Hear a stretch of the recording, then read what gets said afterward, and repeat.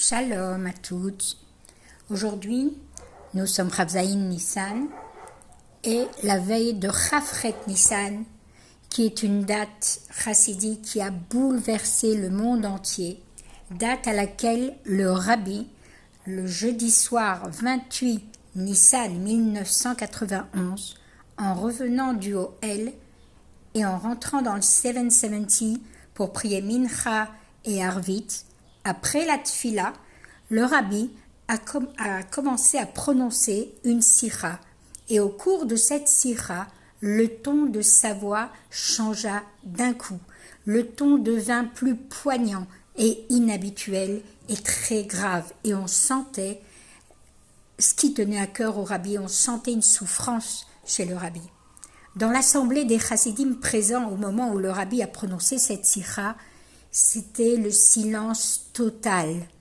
Et la réaction spontanée fut que tout le monde, quand le Rabbi a dit dans la sikha que si on criait sincèrement Admata et jusqu'à quand, il y a longtemps que Mashiach serait là, d'un coup, quand le Rabbi a dit ça, tous les chassidim se sont mis à crier Admata, Admata, Admata pendant un long moment. Tout de suite après la sikha, le Rabbi a commencé à distribuer des dollars et la première personne qui était dans la file pour recevoir le dollar, c'était le Rav Shneor Zalman Gourari. Il est donc passé le premier à la distribution des dollars pendant que les chassidim continuaient à chanter, à crier de tout leur cœur Admatai. Et le Rabbi a dit alors au Rav Gourari, Lo naga velo paga, ni ça les a touchés, ni ça les a bougés. Ça faisait très très mal d'entendre des choses pareilles. Et dans les jours qui ont suivi, une vague d'éveil intense s'emprit des chassidim. Dans tout le monde, on a commencé à faire des propositions, à prendre des initiatives et à réaliser avec éclat-voût, avec enthousiasme, plein d'actions destinées à rapprocher la venue de Mashiach. Une partie même de ces initiatives, elles ont reçu l'encouragement du Rabbi par des réponses personnelles et dans de nombreuses sikhot par la suite que le Rabbi a prononcées. Une année et encore une année passèrent et la galoute se poursuit. Les choses changèrent. Puis il y eut le 27 Adar Rishon et le 27 Adar Sheni où le Rabbi ne put plus parler. Puis le Gimel Tammuz où on ne revoit plus le Rabbi qui ne peut nous encourager. On n'entend plus de nouvelles sikha.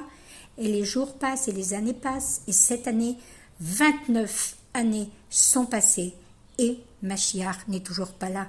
Et peut-être que si au fond de son cœur, on ressent combien la galoute elle est longue, on peut peut-être se dire, le Rabbi avait peut-être raison, on peut ressentir un sentiment de culpabilité, l'onaga et l'opaga, peut-être que ce sujet de Mashiach, il ne m'a pas encore touché suffisamment profondément pour que je change mon attitude et que je me mette à agir et que ce soit l'essentiel de ma vie de savoir comment je peux amener Mashiach.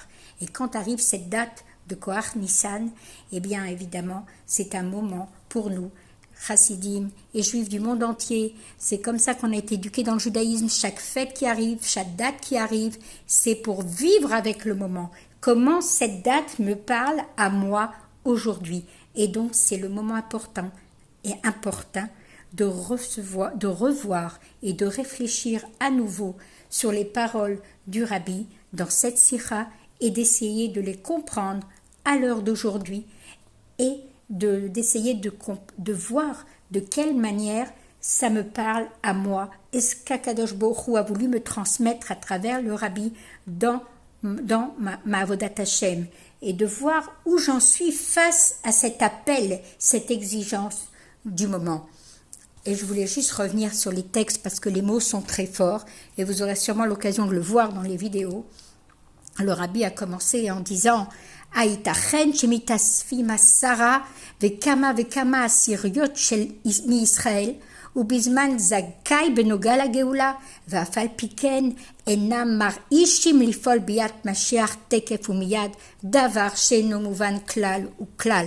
Comment est-ce possible que sont réunis ici des dizaines et des dizaines de juifs dans un moment si propice pour la délivrance et qu'ils ne sont pas là en train de faire du bruit, de secouer le monde pour agir pour faire venir Mashiach immédiatement. C'est une chose qui est absolument incompréhensible. וגם כשצועקים עד מתי, הרי זה מפני הציווי, ואילו היו מתכוונים ודורשים וצועקים באמת, בוודאי ובוודאי שמשיח צדקנו כבר היה בא. Et quand on crie ad matai, on le fait parce que on a reçu l'ordre de dire ad matai, mais que si on en avait l'intention profonde et qu'on réclamait de tout notre cœur, dans notre manière de crier ad matai et qu'on le disait sincèrement, c'est plus qu'évident que Mashiach Tzidkenu, il serait déjà là. Adavar hayechidi sheyochalni laasot Limsor Aïnian Alechem. Et le rabbi de dire, la seule chose, l'unique chose que je peux encore faire, c'est vous transmettre ce sujet à vous, de vous en donner la responsabilité, de vous transmettre la responsabilité de faire venir Mashiach. Asu atem kol asher bichaltechem. Faites-vous tout ce qui est en votre pouvoir. Inyanim she'em beofen de orod tohu aval bekelim de tikkun. Faites tout ce que vous pouvez avec, on l'expliquera par ailleurs, on l'a déjà expliqué, des horreurs de tout, oui, c'est des choses très compliquées pour nous, mais qu'on peut réussir à les faire dans notre vie pratique de tous les jours, ou les avis befol avec Mashiach Tzidkenu. Ça veut dire qu'avec nos actions concrètes, petites, on peut, même si ça nous paraît immense pour nous, on peut arriver à le faire en rajoutant des petites actions dans notre service de Dieu. Ou le vadaï, et il est évident, ve'alvaï, sheimtseu asaram Israël, alvaï, il espère qu'on trouvera 10 juifs, sheitakshu, shehem uchachim lifol etzel hakadosh baruch hu, ou bevadaï yifalu, shetiyeh gvar hageula amitit ve'ashlema. Et alvaï qu'on trouve 10 juifs qui s'entêteront et qui feront tout ce qu'ils peuvent, qu'ils obligeront et qu'ils agiront chez Akadosh Baruch Hu pour qu'il amène la Géoula.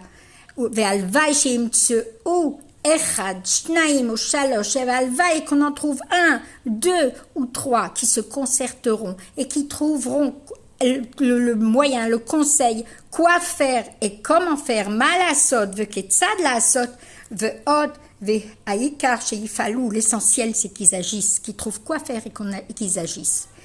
Et donc, comme on l'a dit, et qu'on le décrit ici dans cette partie de la Sira, eh bien le rabbi, clairement, il dit, maintenant, c'est votre responsabilité d'amener Mashiach. Le rabbi s'étonne qu'on fasse pas du bruit, il s'étonne qu'on crie pas de mataille, de béhémet, sincèrement. Et il dit, qu'est-ce que je peux faire d'autre? Je ne peux que vous confier la responsabilité à vous. Et il attend de voir combien seront entêtés pour amener la Géoula. Et si on peut définir tous ces points en un seul, c'est le mot achariyut, responsabilité. Le rabbi nous confie la responsabilité. Lui, de son côté, il a fait tout ce qu'il a pu pour faire venir Mashiach, mais il y a des choses qu'il ne peut pas faire. Il veut nous associer dans le projet d'Akadosh Baruch Hu, d'amener la Géoula.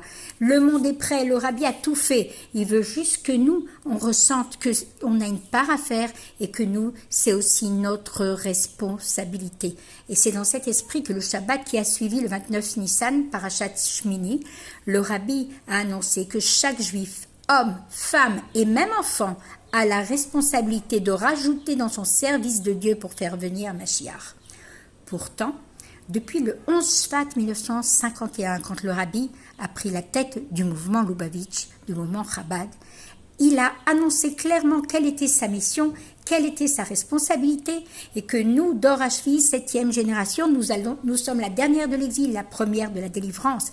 Et lui, le rabbi, toute sa nessiout, toute sa vie, tout son point central, ce qui lui tenait à cœur, c'était que Mashiach, qu'on arrive à la Géoula et qu'on amène Mashiach. Et nous, hommes petits, limités, avec nos forces, nos possibilités, on a exécuté ce que le rabbi nous a demandé, mais pour nous, on s'est reposé entièrement sur les épaules du rabbi, que c'est lui qui a la stature spirituelle pour pouvoir amener la Géoula.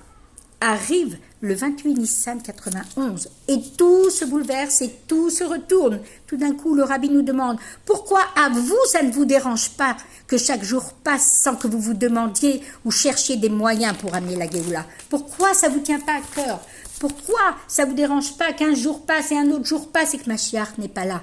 Eh bien maintenant, vous en avez la responsabilité et vous devez vous casser la tête, entre guillemets, et vous soucier de faire en sorte que la Géoula se produise concrètement. Et quand le rabbi nous demande une chose pareille, ça ne veut pas dire qu'il n'a pas de solution et qu'il se repose sur nous pour trouver les solutions. Non, pas du tout. Le rabbi n'a pas besoin de nos solutions, ni même à Kadosh Baruch Hu.